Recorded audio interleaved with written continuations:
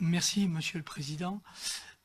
Il se trouve que la centrale du Lac-Mort, dont vient de faire état Bertrand Spindler, se situe sur le sol de ma commune, Saint-Barthélemy-Séchilienne. Et à Saint-Barthélemy, nous avons appris par la presse cette décision gouvernementale qui nous a particulièrement choqués. La centrale du Lac-Mort est la première en France qui est sur la liste des centrales proposées à la privatisation. Il y avait eu une tentative déjà qui avait été faite au début des années 2010, 2009, 2010, 2011 de privatiser cette centrale puisqu'elle arrive à terme de concession. Et j'avais reçu à ce moment-là un certain nombre d'opérateurs susceptibles d'en assurer la gestion. Alors, des opérateurs autrichiens, suisses, espagnols, finlandais, qui, pour témoigner de leur attachement au territoire, alors qu'ils n'avaient même pas un seul bureau en France, n'avaient pas hésité, par exemple, à offrir des maillots pour les skieurs du ski club de l'Odol, chez nous, par exemple.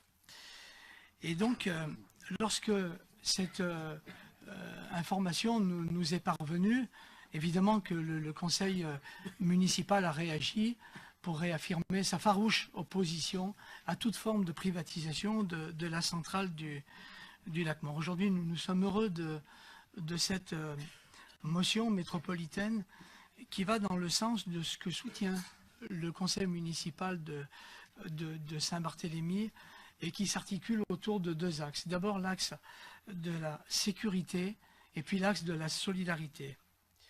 L'axe de la sécurité, c'est d'abord la maintenance de cet outil industriel, avec des agents sur place qui connaissent les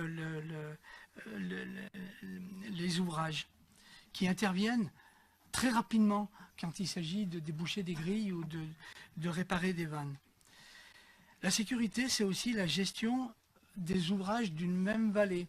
Comment peut-on confier, par exemple, et ça sera le cas prochainement sur le Drac, le barrage du Sautet et de Cordéac, et puis laisser à un autre opérateur le soin de gérer le barrage du Monténard. La sécurité, c'est aussi la nécessité d'avoir des outils performants. EDF, sur la centrale du Lac-Mort, vient de réaliser pour 15 millions d'euros de travaux au cours des années qui viennent de s'écouler. Sans compter les 3 millions d'euros que vient de mettre EDF pour permettre, au titre des mesures environnementales, de démarrer le chantier Gavet, Romanche-Gavet, plus gros chantier hydroélectrique actuellement en France, le deuxième plus grand en Europe. Et puis la sécurité, c'est aussi la question de la gestion des crues. J'en veux pour exemple le barrage du Chambon qui avait été construit pour cela. Notre deuxième point d'interpellation, c'est la question de la solidarité. L'énergie, pour nous, c'est un bien commun. Et en particulier aujourd'hui, l'hydroélectricité, eu égard au dérèglement climatique. Et puis l'énergie, elle doit être accessible partout, pour tous. Et de ce point de vue-là, la privatisation ne va pas dans le bon sens. Enfin, moi je voudrais rappeler le rôle de l'hydroélectricité et d'EDF dans nos vallées, en particulier chez moi, alors à la fois pour la construction des ouvrages et en même temps pour l'aménagement du territoire, parce que EDF nous a donné, en tous les cas l'hydroélectricité nous a donné des moyens pour pouvoir développer nos industries et aujourd'hui pour développer aussi le tourisme. C'est particulièrement vrai chez moi. Affaiblir EDF, affaiblir la puissance publique sur la gestion des ouvrages hydroélectriques, c'est forcément affaiblir les territoires.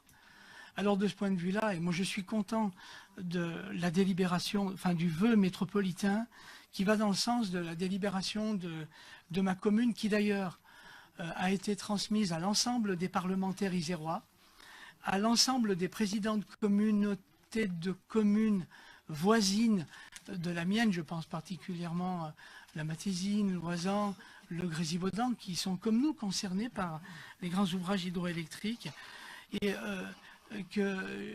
dont j'espère, comme nous, qu'elles réaffirmeront, comme c'est le cas aujourd'hui, leur attachement au service public de l'énergie et qu'elles demanderont au gouvernement des mesures fortes pour éviter cette dégradation à la fois de l'efficience économique et environnementale, à la fois avec la mise en place d'un moratoire et de la plus large concertation.